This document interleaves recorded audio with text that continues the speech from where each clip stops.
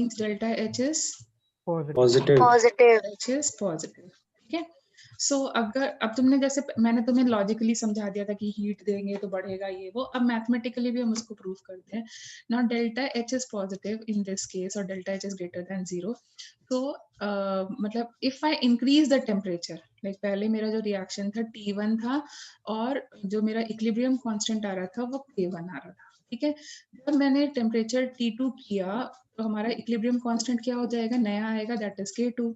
And supposing I am saying T1 is less than T2, मतलब मैंने heat किया, on heating. So what do you think? K1 and K2 का relationship तुम्हारे हिसाब से क्या आना चाहिए? नहीं समझा मेरी बात? ठीक है, चलो मैं दूसरे वे में बताती हूँ. हमने reactant plus heat converts to product किया और जब टेम्परेचर T1 था, this is a reversible reaction, जब टेम्परेचर T1 था तो इक्विलिब्रियम कांस्टेंट आया K1.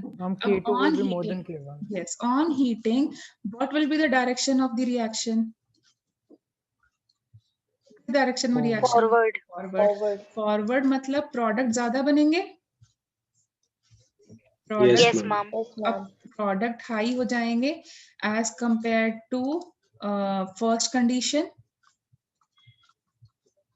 condition, and reactant will be low with respect to first condition.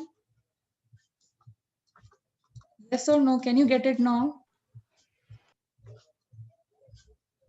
Okay.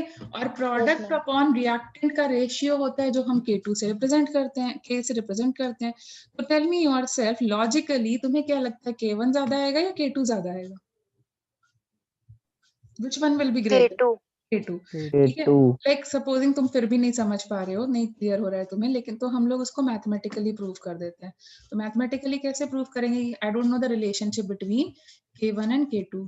हम मैथमेटिकली हम जो पहले मैंने फॉर्मूला लिखा था ना, वो उस फॉर्मूले को यूज कर लेते हैं. तो हमारे लिए ये भी प्रूव हो जाएगा कि जैसे मैंने बोला था कि on heating the reaction will move in forward direction, on cooling it will move in backward direction. It will be also proven mathematically. तो हमारा फॉर्मूला क्या था?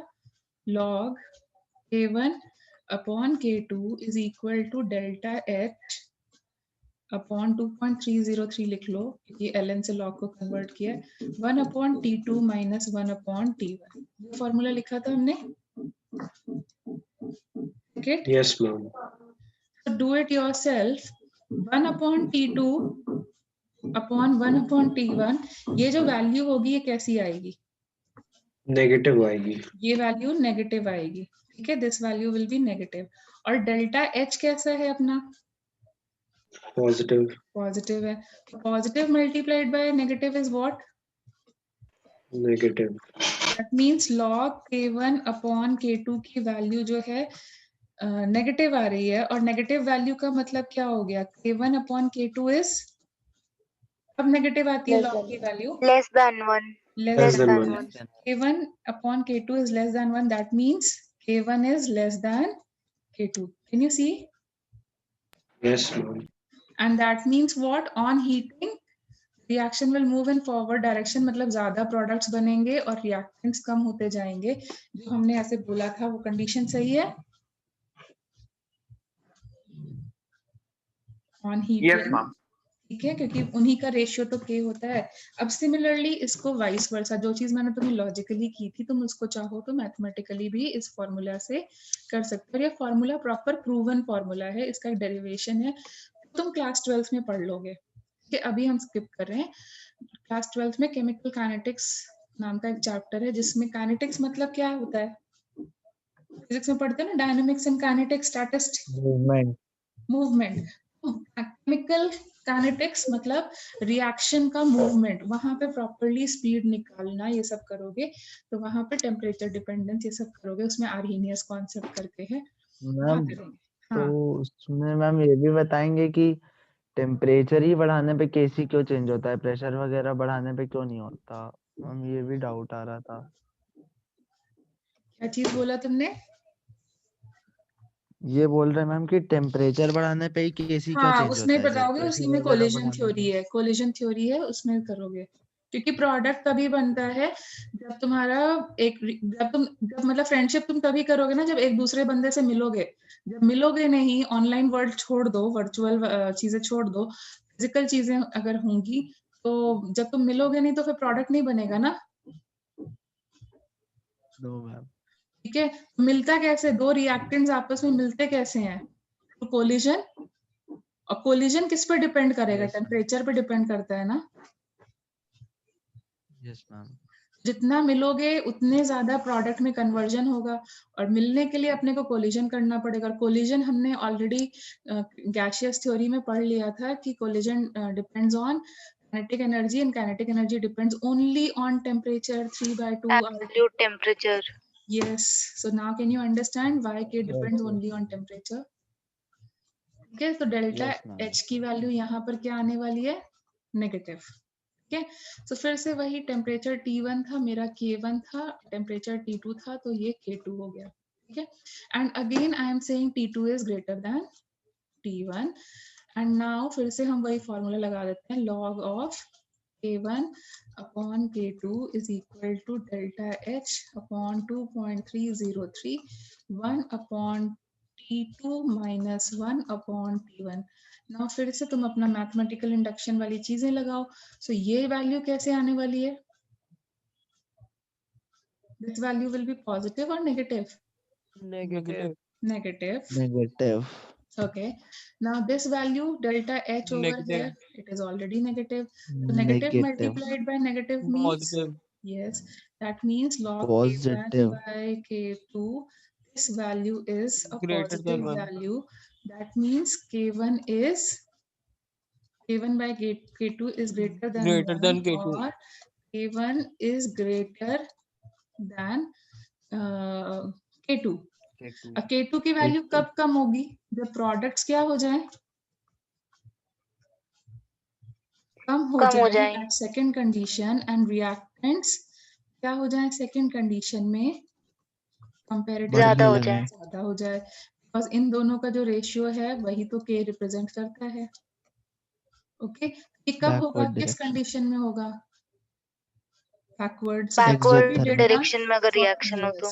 And we already did for an exothermic reaction on heating, what happens? The reaction starts moving in backward direction. T2 is greater than T1 means we are heating, and on cooling Forward. yes, it will move in forward.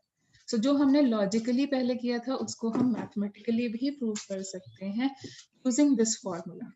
ठीक है, तो इस formula के तुम्हारे पास दो usage हैं। क्या हो सकता है? कभी कभी तुमको एक डायरेक्ट टेम्परेचर दे दिया जाए और बोला जाए कि दूसरे टेम्परेचर पे K की वैल्यू निकालो। ठीक है, उसके लिए लॉग यूज करना पड़ेगा जो हम अभी बाद में करते हैं, और डेल्टा H भी गिवन होगा। एक वो यूसेज है, और दूसरा यूसेज यही है कि मैंने जो तुम्हें हीटिंग का ली-चाटलियस प्रिंसिपल में यूसेज बताया था, एप्लीकेशन बताया था इन द लास्ट क्लास, उसको मैं मैथमेटिकली भी यहाँ पे जस्टिफाई कर पा रही। You get it? Yes, ma'am. ठीक है, देन एक और लास्ट चीज, अब फिर से थर्मोडायनेमिक्स में फिर से मैं थर्मोडायनेमिक्स में दोबारा रिपीट कर लूंगी। वैसे जनरली थर्मो पहले पढ़ा जाता है फिर इक्विलिब्रियम किया जाता है, but it was an easy chapter and उन्होंने मॉड्यूल पहले इसका बनवा दिया था, इसलिए हम लोग पहले ये कर लेते हैं। तो यहाँ पर हम लोग फिर से एक छोटा सा फॉर्मूला है, may be you may come across some questions. So there is one जिनके स्कूल में हो चुका है, उन्होंने किया होगा, एक डेल्टा जी होता है। What do you mean by delta G? Yes, ma'am. Gibbs energy. Gibbs free energy. ठीक है, ये गिव्स फ्री एनर्जी ये बताता है, इनको नहीं पता है कि मतलब ये काम होगा या नहीं होगा। ठीक है, हमारा काम फीजिबल, मतलब हम कोई काम कर सकते हैं या नहीं कर सकते हैं, हर एक काम करना पॉसिबल नहीं होता, whether your work is feasible और नॉट ये बताता है। तो हम यहाँ पर क्या कर रहे हैं, gives free energy and equilibrium constant के बीच का रिलेशनशिप कर रहे हैं। ठीक है, तो यहाँ पर इसका जो रिलेशनशिप होता है, फिर से वही फॉर्मूला है, अभी तुम्हारे लिए सिर्फ एक फॉर्मूला एप्लीकेशन है तो वो हम लोग कर सकते हैं। तो delta G is equal to 2.303 RT log K, ये फॉर्मूला है। ठीक है। अब प्रोसेस कब फीजिबल होता है? प्रोसेस फीजिबल होने के लिए Positive. क्या होना चाहिए?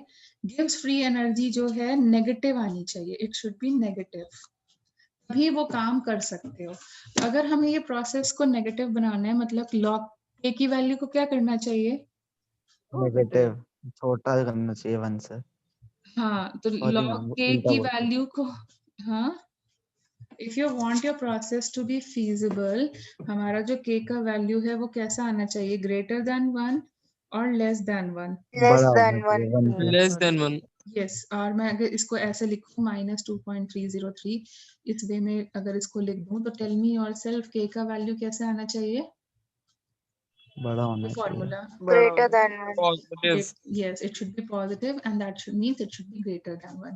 तो इसीलिए अगर हमें कोई काम करना है तो हमें ये ध्यान रखना है कि k का वैल्यू ग्रेटर देन 1 होना चाहिए। ग्रेटर देन 1 कब होगा? जब प्रोडक्ट बहुत ज्यादा बन रहे हो और रिएक्टेंट बहुत कम हो रहे हो, यस मैम। क्योंकि प्रोडक्ट अपॉन रिएक्टेंट का ही रेशियो होता है कि अभी तो हम बोलते हैं हाँ हमारी केमिकल रिएक्शन हो रही है, ठीक है। Yes ma'am. And k is less than 1 का मतलब क्या हो गया? प्रोडक्ट कम बन रहे हैं, रिएक्टेंट ही रिएक्टेंट बढ़ा है, मतलब रिएक्शन इज नॉट फीजिबल। यही होता है, प्रोसेस इज नॉट फीजिबल अगर डेल्टा जी पॉजिटिव आ गया तो। और अगर डेल्टा जी 0 आ गया, इसका मतलब k क्या है? Zero. k is 0 and k is 0 means product और रिएक्टेंट बराबर हैं। Equilibrium. is an Equilibrium has obtained. Can you get it? तो ये फिर से हम लोग थर्मोडायनेमिक्स में एक बारी और कर लेंगे, ठीक है। तो ये छोटे छोटे 2 फॉर्मूलाज थे जो तुमसे करवा लिए जा सकते हैं। डेल्टा जी से रिलेटेड एक क्वेश्चन कर लेते हैं। यस मैम, एक प्रीवियस स्लाइड लगा दीजिए। हम्म, मैम इसमें के लॉग के अंदर है एंड लॉग में के की वैल्यू 0 थोड़ी ना हो सकती है। तो नहीं हो सकता, लॉग 1 मैम हो सकता मैम है। 1 होना चाहिए। सॉरी, यस मैम 1 होगा वहाँ पे। मैंने डेल्टा Yes. जी लिखा था, लॉग के की वैल्यू 1 है, k will be equal to 1। Yes, ठीक है। अभी डेल्टा जी 0 हो जाएगा, that means equilibrium. And ma'am एक चीज और, मैम वो जो आपने प्रोसेस फीजिबल में डेल्टा जी नेगेटिव लिखा है वो एक बार एक्सप्लेन कर दीजिए। बेटा काम तभी होता है जब हमारा गिव्स फ्री एनर्जी नेगेटिव आता है, ये थर्मोडायनेमिक्स की चीज है। मैम ठीक तो है, एक बार उस टाइम बता दीजिएगा जब हाँ हाँ, मैंने थर्मोडायनेमिक्स बोला ही है कि we will do it that time.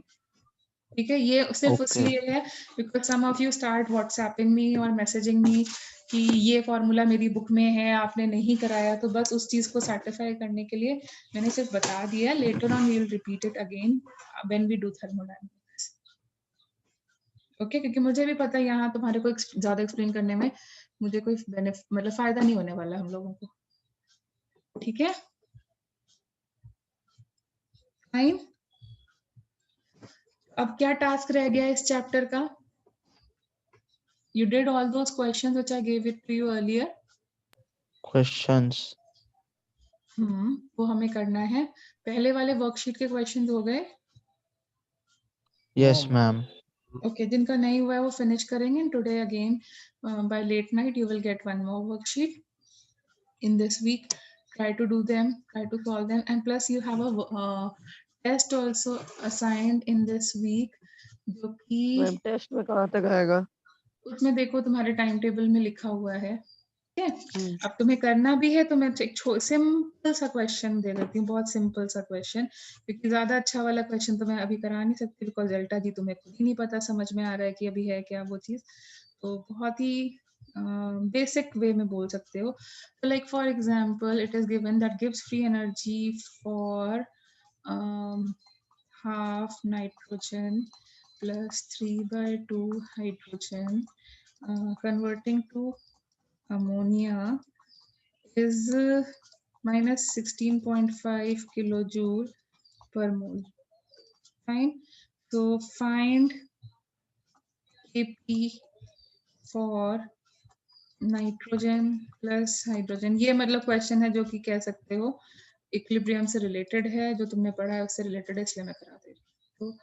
तो twice of this at कितना रखें, 27 डिग्री सेल्सियस। करो फिर। कैसे करोगे? डेल्टा जी का वैल्यू क्या लिखते हैं हम लोग? आर टी लॉग ऑफ के। अब के लिखते थे तो के कुछ भी हो सकता है, के सी या के P, depending upon the information given. अब यहाँ पे केपी के लिए पूछा है तो हम केपी निकालते हैं। डेल्टा जी अपने को दिया हुआ है 16.5 किलो जूल। तो इसकी वैल्यू क्या हो जाएगी? आर की वैल्यू बोलो, क्या पुट करेंगे अपन? 0.87। हम 8.314। यस, हाँ जी। ठीक है, जूल वाली। एंड टेम्परेचर 298 केल्विन, बट ये किलो जूल में और वो जो आर की वैल्यू होती है वो जूल्स में होती है। तो किलो जूल में कन्वर्ट करने के लिए अपन 1000 से मैम 300 केल्विन नहीं 300 Kelvin. 300 होगा। 300 केल्विन, क्योंकि स्टैंडर्ड लिखा था ना तो मैंने बाद में चेंज किया। Okay, and then log KP. ठीक है, अब तुम्हें एंटी लॉग भी लेना नहीं आता इसलिए मैंने क्वेश्चन स्किप करा दिया था। तो यहाँ पे बेसिकली एंटी लॉग लेना पड़ेगा एंड केपी का वैल्यू तुम कैलकुलेट कर सकते हो। For the time being you can use the calculator and find it. ठीक है, अभी इसीलिए मैंने स्किप किया था क्वेश्चन। अब जो तुम्हारा केपी का वैल्यू आया है वो इस रिएक्शन के लिए आया है, तो इस वाली रिएक्शन के लिए केपी के लिए कैसे निकालोगे? क्या करोगे? किससे मल्टीप्लाई करोगे? इस वाली रिएक्शन का हम 2 केपी से मल्टीप्लाई कर देंगे। 2 से। हाँ, यहाँ वाला जो नया वाला केपी है वो क्या हो जाएगा पुराने वाले केपी का? डबल डबल नहीं, स्क्वायर। Can you multiply? हाँ क्या कर स्क्वायर। रहे हो? पावर हो गया, पावर हो गया। हाँ, टू द पावर 2 में। ठीक है, कैसा क्वेश्चन आएगा समझ में आ गया? बट मैं इसको आगे प्रोसीड नहीं कर रही हूँ because I know you don't know about anti log. You just told me कि तुमने मैथ्स में नहीं किया, इसलिए मैंने स्किप किया था अभी के लिए। इसीलिए मैंने ये वाले न्यूमेरिकल्स भी, लॉग टेम्परेचर रिलेटेड न्यूमेरिकल्स भी स्किप किए थे, क्योंकि फिर से वही प्रॉब्लम आएगा कि एंटी लॉग निकालना नहीं आता अपने को, फिर कैलकुलेटर यूज करोगे। तो हमें तो विदाउट कैलकुलेटर करना है ना सॉल्व, एग्जाम में तो ये अलाउड नहीं है। You get the constraint why I'm skipping for right now? Yes. हम के को केपी या केसी कुछ भी हम अपने मन से कैसे ले सकते हैं, मतलब ये एग्जाम यहाँ पे दिया हुआ है ना,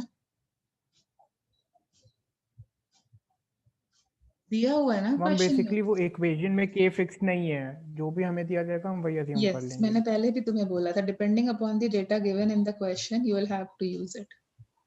They will not specify. They may or they may not specify. Fine. Yes ma'am. ठीक है, ये हो गया तुम्हारा गैशियस से रिलेटेड, मतलब क्या बोलते हैं, गैशियस चीजों से रिलेटेड इक्विलिब्रियम की चीजें। अब हम लोग मूव करते हैं टूवर्ड्स आयनिक इक्विलिब्रियम, लेकिन आयनिक इक्विलिब्रियम से पहले, मूव करने से पहले मुझे तुम्हें लॉग बताना ही पड़ेगा। तो पहले हम एक लॉग की छोटी सी क्लास कर लेते हैं, तभी हम आगे कर पाएंगे, वरना फिर हम फंस जाएंगे आगे। तो या पहले मैं बेसिक्स करा देती हूँ तुम्हें, नेक्स्ट क्लास में मैं लॉग करा दूंगी तुम्हें। सो फिर से आयनिक इक्विलिब्रियम करते हैं। आयनिक इक्विलिब्रियम किससे रिलेट होगा? आयंस से। तो आयंस को करने से पहले हमें एक चीज और करनी पड़ेगी, वो क्या है? हमारे पास, you know what are electrolytes? I generally start Yes, from ma'am. there. What are electrolytes? That Yes, conduct ma'am, electricity. that conduct electricity. How Liquids. electricity is conducted liquids में कैसे conduct होती है? Due to मतलब presence of free ions. that's what I wanted to be. Now electrolytes are, you can say, the solution. They may or may not be aqueous solution, but हम लोग generally aqueous के साथ ही deal करेंगे। तो you can say solutions containing ions. And because they are containing ions, and वो दोनों both तरीके के ions होते हैं, cation and anion जनरली दोनों होते हैं। तो जिसकी वजह से cation जो होता है वो कैथोड की तरफ भागता है, anion एनोड की तरफ भागता है, and electricity is conducted. So solution containing ions and which is conductive is called as an electrolyte. अब electrolyte हमारे पास दो तरीके के होते हैं। एक होता है strong electrolyte. What do you mean by strong electrolyte?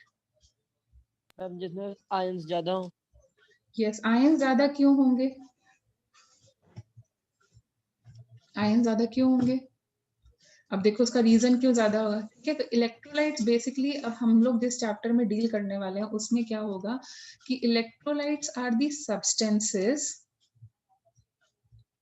ये तुम्हारी जनरल डेफिनेशन थी, मेरे चैप्टर के हिसाब से जो मेरी डेफिनेशन होगी वो ये होने वाली है, the substances which dissociate into ions in aqueous solution, and because they are dissociating into ions, that's why they become conductive. Okay, like for example मेरे पास एक salt है AB, उसको मैंने पानी में डिसॉल्व किया तो वो क्या होगा, it will dissociate into this ion plus this ion, so that is why will it conduct electricity or not, ये इलेक्ट्रिसिटी कंडक्ट करने लायक होगा या नहीं होगा, will it conduct electricity? Yes. Because it is containing ions means Yes, it will ma'am. conduct electricity, and that is why it is an electrolyte. ठीक है, अब we have two types of electrolyte, एक क्या होता है, we have a strong electrolyte. Now strong electrolyte का मतलब क्या हो गया, good conductor या weak conductor? Good conductor. Good conductor. Good conductor. Very good. And then we have a weak electrolyte. ठीक है, तो बेसिक डिफरेंस क्या है, this is a good conductor, why it is a good conductor, क्योंकि उसमें ion ज्यादा होंगे, logically बोला जाए तो क्यों गुड कंडक्टर है, because it will have more ions, can you follow it, Yes, ma'am. And this is a weak conductor, why it is a weak conductor, Less number of ions. Because yes, it has because less it has got ions. less ions. So again following it logically, now what happens is जो strong electrolyte होते हैं, मतलब अगर हम इसको अपने तरह से रिलेट करें, केमिस्ट्री में लेके आए तो ये है, ये जो रिएक्शन होती है वो होती है इरिवर्सिबल, या फिर ऐसे समझो जो सब्सटेंसेस हमें 100% या 99.9% डिसोसिएशन देते हैं, मतलब टूट जाते हैं to produce ions, strong acid या स्ट्रॉन्ग बेस से बने होते हैं। हम आते हैं उस पॉइंट पर भी, तो वो हमारे को स्ट्रॉन्ग इलेक्ट्रोलाइट देते हैं, the basic reason is irreversibility की वजह से। बट वीक इलेक्ट्रोलाइट क्यों है, वो देना तो चाहते हैं बट दे नहीं पा रहे हैं, क्यों नहीं दे पा रहे हैं, because the reaction becomes Reversible. Reversible. तो जैसे मेरा जैसे तुम्हारा कॉमन सॉल्ट हो गया, कॉमन सॉल्ट एक स्ट्रॉन्ग इलेक्ट्रोलाइट है, तुमने ऑलरेडी पढ़ा है लाइक डिसॉल्व्स लाइक में, तो जब हम इसको पानी में डिसॉल्व करेंगे, और हम करते भी आ रहे थे questions, if you remember mole concept में हमने किया भी था, बताओ कितने आयंस मिलेंगे, ऐसे क्वेश्चंस किए थे, व्हाट इज द मैंने शायद टेस्ट में भी Yes, दिया था, ma'am. What is the molarity of nitrate ions, ऐसा क्वेश्चन दिए थे। Yes, ma'am. दिया था. तभी हो सकता है ना, जब हम मुझे पूरे आयंस तभी मिलेंगे अगर सपोजिंग ये मैंने 1 मोल लिया है, तो इनिशियली ये 0 रहेगा एंड फाइनली ये 0 हो जाएगा और ये 1 हो जाएगा और ये 1 हो जाएगा, ये तभी पॉसिबल है जब 100% एसोसिएशन हो, फुल अमाउंट मिलना मुझे तभी पॉसिबल है ना जब फुल डिसोसिएशन हो। Yes ma'am. ठीक है, Yes, तो ma'am. अभी तक तुम क्वेश्चंस कर रहे थे वो इसी बेसिस पे थे, क्योंकि हम रिएक्शंस को रिवर्सिबल इरिवर्सिबल मानते थे, but because you have done chemical equilibrium, now what do you think, are all the reactions irreversible? No, ma'am. There No. might be reactions which are going to be reversible as well.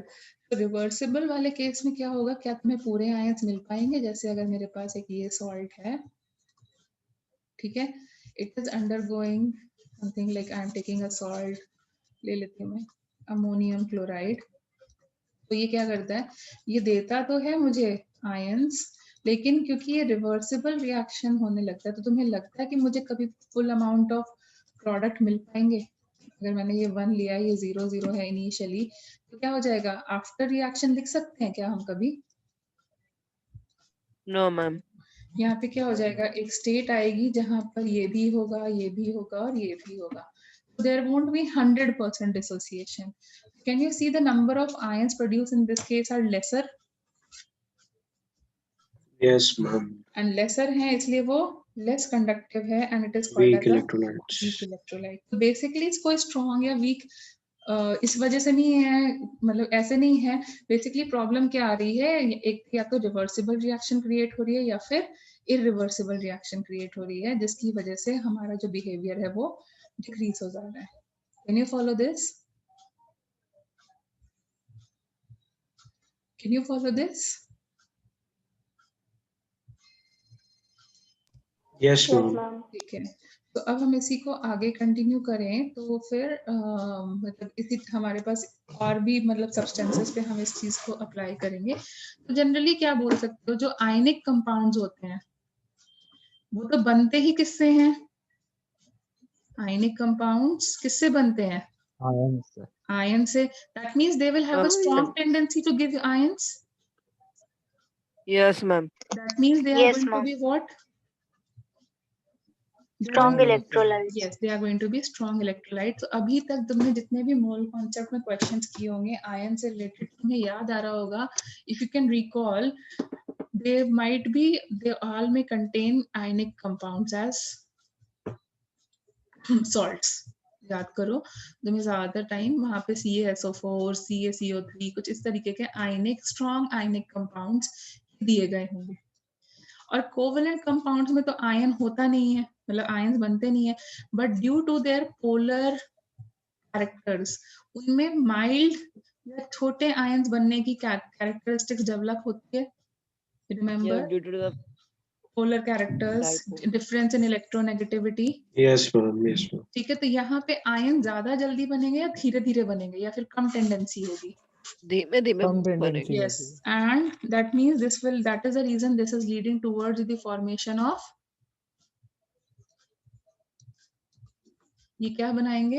Electrolytes. Weak Weak electrolytes. electrolyte. देखो actually तो क्या है, ये general है, ये हमेशा true नहीं बनता है, मतलब 99% टाइम्स ट्रू बनता है, बट हमेशा नहीं बन सकता। बट क्योंकि हमें कैसे पता चलता है कोई सब्सटेंस एक स्ट्रॉन्ग इलेक्ट्रोलाइट है या वीक इलेक्ट्रोलाइट है? हम उसमें क्या करते हैं, एक वेसल के अंदर उनको भरते हैं और उसमें इलेक्ट्रोड डालते हैं, फिर बल्ब या अमीटर या गैल्वेनोमीटर, तुम्हें पता है ना गैल्वेनोमीटर्स क्या होते हैं? Yes, ma'am. Yes, ma'am. हाँ, Direction. ma'am. हाँ, तो उसको कनेक्ट कर देते हैं और उसका करंट मेजर कर लेते हैं। तो उससे में हमें पता चल जाता है जो ज्यादा करंट फ्लो कराएगा obviously it is a good electrolyte, जो कम फ्लो कराएगा it is a bad electro और वीक इलेक्ट्रोलाइट। बट हमारा पेपर तो प्रैक्टिकल होता नहीं है, क्या हमारा एग्जाम प्रैक्टिकल एग्जाम है? नहीं, ma'am. हमारा No, pen ma'am. Paper based है। पेन एंड पेपर बेस्ड में हमें दूसरी टेक्निक देखनी पड़ेगी भाई। तो टेक्निक हमें क्या हेल्प करेगी कि अगर हमें लगता है कि कोई कंपाउंड है जो हैलोजन से बना है, अल्कली मेटल से बना है, ग्रुप 1 एलिमेंट से, ग्रुप 2 एलिमेंट से बना है, that means it will have a higher tendency of being an, it will have an strong higher, electrolyte. yes, strong electrolyte because it is an ionic compound। और कोई compound है अगर वो carbon से बना हुआ है तो carbon Weak nitrogen, electrolyte. yes, because carbon nitrogen Weak have a, electrolyte organic compound. yes, they will, D and F block elements. yes, ठीक है, not D and F exactly, carbon and all R P में भी आएगा। ठीक है, D and F के तो हम ज्यादा ऑर्गेनिक कह सकते हैं। ऑर्गेनिक प्लस जैसे नाइट्रोजन, फास्फोरस, क्योंकि वो कोवलेंट कंपाउंड, सल्फर, इनकी कोवलेंट कंपाउंड बनाने की टेंडेंसी कंपैरेटिवली ज्यादा होती है। फाइन, तो अब देखो Yes, कौन ma'am. से सब्सटेंसेस हैं जो हमें आयंस देते हैं, जैसे एसिड्स देते हैं, बेसिस देते हैं, सॉल्ट देते हैं ना, यस मैम। आयंस देते हैं। तो हम लोग अब उन कॉन्सेप्ट को वापस से पढ़ते हैं। तो इसमें सबसे पहला कॉन्सेप्ट आता है आर्हीनियस थ्योरी। आज तक तुमने जो डेफिनेशन पढ़ी थी एसिड या बेस की, वो आर्हीनियस थ्योरी थी। अब हम स्पेसिफाई कर रहे हैं, क्यों स्पेसिफाई कर रहे हैं, I just tell you in later. So what do you mean is an acid, मतलब तुम्हारे हिसाब से व्हाट इज एन एसिड? जो H+ आयंस देता है। हाँ, देता है। Where? The substance that furnishes H plus ions in aqueous solution. Yes, that's what I wanted to listen. Aqueous solution, water होना जरूरी होता था, लिखा होता था ना? Yes, ma'am. जैसे Yes, ma'am. In HCl aqueous state. Acid बनने के लिए Yes. वाटर चाहिए अगर होता तुम है। वो नहीं लिखोगे हाफ मार्क चला जाता था। Which produce, ऐसे जबरदस्ती में नहीं देने लगेगा, ठीक है, उसके लिए वाटर चाहिए होता था। आर्हीनियस के हिसाब से ये था, substances which produce H positive ion on dissolving या in aqueous solution। तो मैंने on dissolving in water लिख दिया है, that means in aqueous solution, ये लिखना जरूरी था, ठीक है। Similarly बेस क्या होता है, substance Produce OH minus ions in aqueous solution. OH minus. Which produces OH minus ion on dissolving in water. ठीक है, ये बहुत बेसिक डेफिनेशन थी और ये ठीक भी है, हम लोग ने करा ही था कि लाइक फॉर एग्जांपल अगर हम लोग HCl ले लें, HCl का एक्वस, अगर HCl प्योर लोगे ना तो वो नहीं देगा, ठीक है, प्योर का एक्टिव मास 1 होता है, तो अगर प्योर HCl लोगे तो आयंस नहीं मिलेंगे, लेकिन एक्वस में लोगे तभी आयंस मिलेंगे। तो अपने को क्या मिलने वाले हैं, H पॉजिटिव आयंस और क्या मिलने वाला है, Cl minus ions. ठीक है। Similarly if you take H2SO4 तो अपने को क्या मिलने वाला है, H positive and SO4 negative. Yes. Two and negative. यहीं पर कुछ लोग क्लासिफाई कर देते हैं, जो मैं पहले तुम्हें बता चुकी हूँ, ये एक प्रोटॉन दे रहा है, this will be called as what, monoprotic acid, ठीक है। This will be called as what, this will be what, H2SO4 will be called as what, Protic acid. diprotic acid. Can you understand which are giving two, protic stands for protons, protons means H positive ion, because hydrogen में एक electron होता है, एक proton होता है, there are no neutrons, तो अगर तुमने इलेक्ट्रॉन निकाल दिया तो it will convert into a H positive ion, Yes, ma'am. it has only a proton left, तो इसलिए इस वे में। देन H3PO4 ये तुम लोग ऑलरेडी उसमें कर चुके हो, आई थिंक रिडॉक्स में, कि दिस इज अ ट्राइप्रोटिक, मैंने तुम्हें मेकिंग ऑफ द फॉर्मूला में भी सिखाया था, नहीं सॉरी, इसका स्ट्रक्चर बनाना भी सिखाया था, if I can recall. Yes, ma'am. Break करते हैं यहाँ पर, ये इसके नाम पे मत जाना, ठीक है, मतलब इसीलिए मैं यहाँ पे वापस से करा रही हूँ, इसके नाम पे मत जाना कि इसमें 3 H पॉजिटिव आयंस है तो अपने को 3 मिलेंगे, एक्चुअल में कितने मिलते हैं, 2 मिलते हैं। यस। एंड सिमिलरली H3PO2 के नाम पे मत जाना, क्योंकि 1 यहाँ पे मिलेगा। सिर्फ एक 1 मिलेगा, it is monoprotic, it is diprotic and this is triprotic और polyprotic. Can you recall all these things?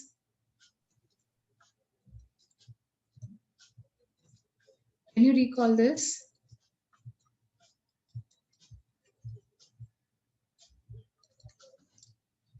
ठीक है, तो Yes, यहाँ पे ma'am. ठीक है। एंड वहीं पर ही अगर हम लोग बोरिक एसिड लेते हैं, बोरिक एसिड क्या होता है, बोरिक एसिड इज H3BO3, तो ये क्या करता है, इसका जब एक्वस सॉल्यूशन लेते हैं तो it is going to be what, mono, di और 1H plus. मोनो। यहाँ पे ये Mono. ध्यान रखना, it will give you only 1 H positive ion,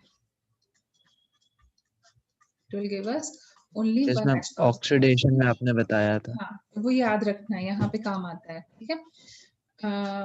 then उसके बाद में नेक्स्ट थिंग पे जाएं, तो अब हम बेसिस को भी यहाँ पे कंसिडर करें, तो बेसिस में ऐसी कोई एक्सेप्शन वाली चीजें नहीं आती हैं, अगर देखा जाए तो NaOH है तो हमें कितने, इसका एक्वस सॉल्यूशन है, सॉरी, यहाँ पे कितने H positive OH minus ion, 1 एक मिलेगा, यस। तो this will be called as what, monobasic, क्योंकि एक ही हमें वो दे रहा है। एंड देन यहाँ पे कोई प्रॉब्लम नहीं, अगर हमें कैल्शियम हाइड्रोक्साइड दे रहा है तो ये कितना दे सकता है, dibasic. yes, 2OH minus ion. And if I am getting aluminium hydroxide, so again I will get 3OH minus ion. And all these things are what, strong electrolytes, matlab Arrhenius theory talks about, that is a drawback also, it talks about only strong electrolytes, there is no consideration given to weak electrolyte, okay।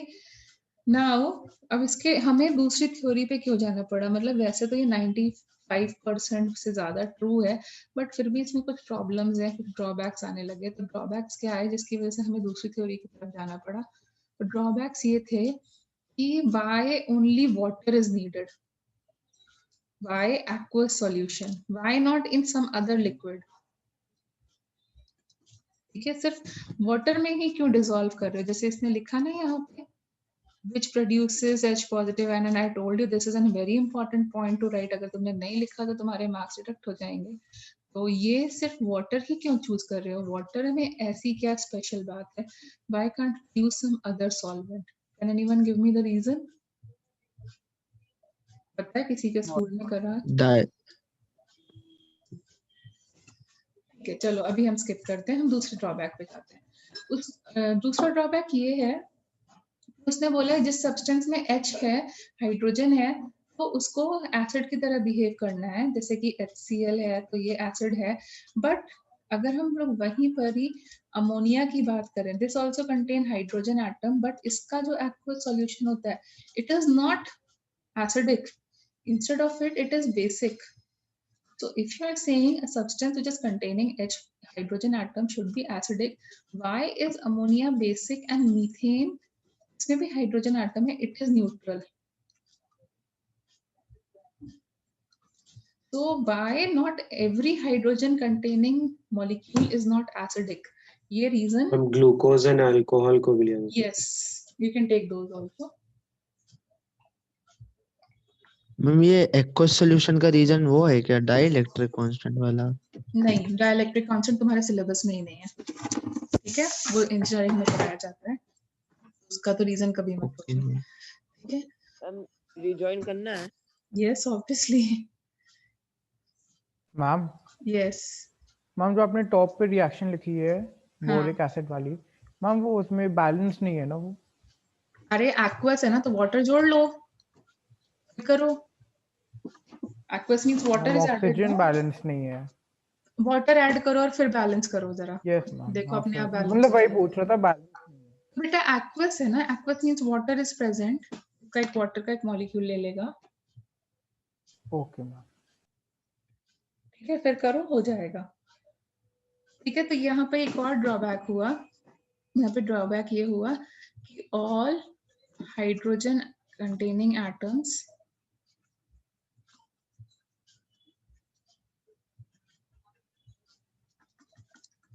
molecules are not acidic. मतलब some of them are just showing the opposite behavior, they are behaving as a base. ये सब reasons Arrhenius नहीं दे पाया था, इसलिए हम लोग एक नई थ्योरी के साथ आए, and that theory is Bronsted theory. So let us rejoin, then we'll start.